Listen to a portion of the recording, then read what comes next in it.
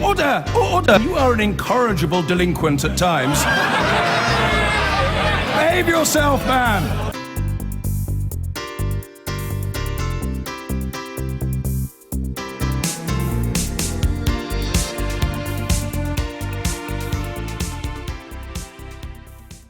Now, how to engage young people in the EU referendum debate? People think of nothing else.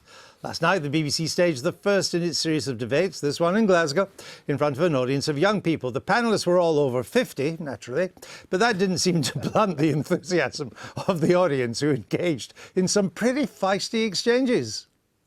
Me and my mum live in a council house. My mum is disabled and needs a bungalow, which there are none of in our area. Immigrants are bumped up the list because of this. Am I right to want to leave, basically? Emily and her mum need to realise that the UK government are the people that can build council houses. The European Union are not some kind of scapegoat for you to keep blaming for your... Right, we've got a housing shortage now, but the more we let in, the less houses we're going to have to house them. So how do you work that out? It's funny, hang on a minute. It's funny that you've got a selective memory. Just remember how many immigrants, like my family, like a lot of the people in this audience's family, have built this nation. Talk about colonialism.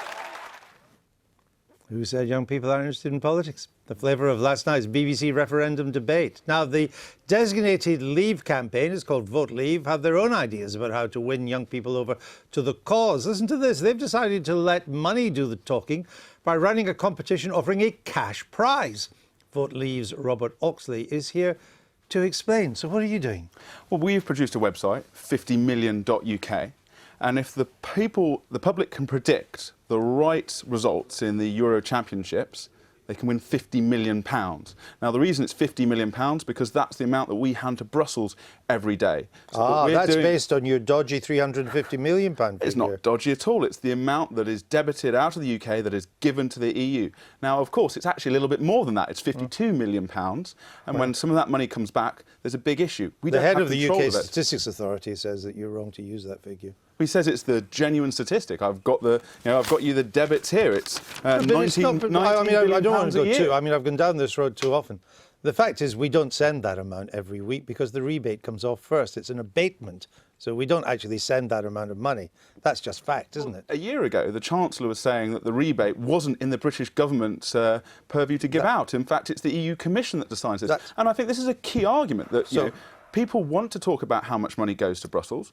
It is £350 million a week or £50 million a day. That's why we've done this website. But when that money does come back, as you say, well, the rebate's not guaranteed. Well, the rebate doesn't come back because it never goes in the first place. The proper name for it's not actually a rebate. It's the abatement. It's an abatement, and the proper title for it is the Fontainebleau abatement. And before we send the roughly 18 billion a year from the previous figures over to Europe as our membership fee, that is the gross figure, we take the 5 billion off. So we actually send 13 billion. But anyway, you're still giving out 50 million based on the 350. What do you have, just to explain to me, what do you have to do to win this 50 million? So you go to 50million.uk and you register, and it's free to register, and you predict the results, win, loss, draw of the games in the European Championships which are coming up. Why did you do something that was only for chaps? Not that many girls are interested in football. Oh, if you've been in my office, my friends, all the girls are predicting the results because they can win £50 million. Is that you? Yeah, that would be me. You know, point, Jenny. Thank you. You two agree? There's too much male domination in politics. Anyway, so have you got to predict the result of every game? Every game. But the goals are just win or lose? Goals, well, it's win or lose or draw. And there's a key point, if someone doesn't get that, they can still win £50,000. So, there is going to be a winner in this competition. It is a great way, given that the government have spent £9 million of your money, my money, other people's money, doing a kind of propaganda campaign, dredging up this Treasury analysis from the bowels of the Treasury, we do need something which is going to level the playing field, and I think this is a great way of engaging with voters. To win the 50 million, how many games have you got to get right? Oh, I've been concentrating more on the campaign than the exact game, but I think you've got all the group stages, which will be about 122 games, I think it would be in total. But the key point is that, if someone doesn't predict every result right, and there's every chance that they can predict that, get that £50 million, there's a guaranteed £50,000 for the person who goes furthest in the predictor. Oh, I see. So if no one gets everything right, there's still 50,000 for the person who got it most right. Absolutely. And do you know what the great thing is? You don't have to be a Leave supporter to play this game. You can be a Remain supporter. If Lord Rose is still head of the BSE campaign, he can even play this game. It's a great way to engage with this, particularly when we're worried about the championship distracting from the referendum. Robert, I think I'd just like to prove you wrong by your coming back on this programme afterwards and telling us how many men or young men have entered your competition and how many women. If you're looking for a way to engage young people, the idea that you should do it purely by saying we're going to ask you to give us the details of what's like to happen in football championships, it's ludicrous. Did nobody in your office sit around and say, shall we look at the relative participation of men and women in football? Some women like football.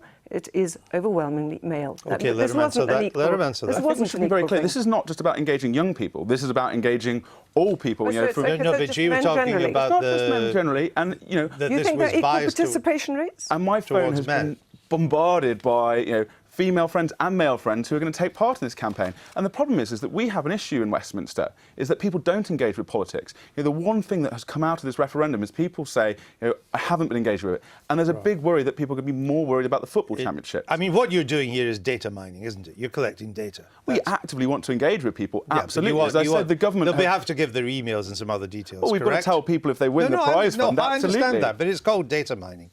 I don't think that's how you describe it. No, it is, actually. Because most publications do it as well these days, because you want to build up a relationship. How much does it cost you to insure the 50 million?